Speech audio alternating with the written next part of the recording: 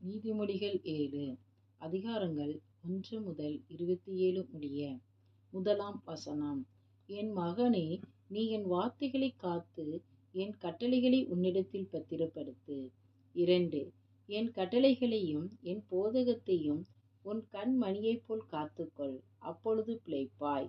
3 அவைகளை உன் விரல்களில் கட்டி அவைகளை உன் இருதய பலகையில் எழுதிக்கொள்.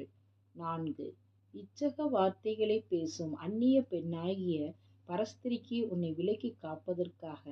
5 ஞானத்தை நோக்கி நீ என் சகோதரி என்றும் புத்தியை பார்த்து நீ என் இனத்தாள் என்றும் சொல்வாயாக. 6 நான் என் வீட்டின் ஜன்னலருகே நின்று பலகனி வழியாய் பார்த்தபோது 7 பேதையர்களாகிய வாலிபருக்குள்ளே ஒரு புத்தியீன வாலிபனைக் கண்டு அவனை கவனித்தேன். 8 அவன் மாடை மயங்கும் அஸ்தமன நேரத்திலும் இரவின் இருண்ட அந்தகாரத்திலும். 9 அவள் இருக்கும் சந்துக்கடுத்த தெருவில் சென்று அவள் வீட்டு வழியாய் நடந்து போனான். 10 அப்பொழுது இதோ வேசியின் ஆடை ஆபரணம் தரித்த தந்திர மனமுள்ள ஒரு ஸ்திரீ அவனுக்கு எதிர்பட்டாள். 11 அவள் வாயாடியும் அடங்காதவளுமானவள், அவள் கால்கள் வீட்டிலே தரிக்கிறதில்லை. 12 சிலவேளை வெளியிலிருப்பாள், சிலவேளை வீதியில் இருப்பாள், சந்துகள் தோறும் பதவி இருப்பாள்.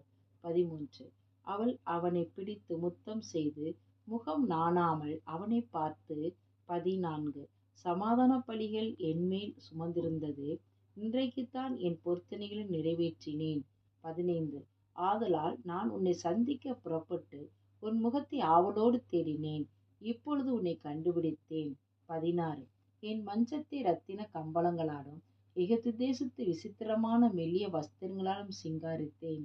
17 என் படுக்கையை வெள்ளை போலத்தாலும் சந்தனத்தாலும் லவங்க பட்டையாலும் வாசனை கட்டினேன். 18 வா, விடியற்காலம் வரைக்கும் சம்போகமாய் இருப்போம், இன்பங்களினால் பூரிப்போம். 19 புருஷன் வீட்டிலே இல்லை, தூர பயணம் போனான். 20 பணப்பையை தன் கையிலே கொண்டு போனான், குறிக்கப்பட்ட நாளிலே வீட்டுக்கு வருவான் என்று சொல்லி. 21 தன் மிகுதியான இனிய சொற்களால் அவனை வசப்படுத்தி தன் உதடுகளின் மதுர வாக்கினால் அவனை இணங்க பண்ணினாள்.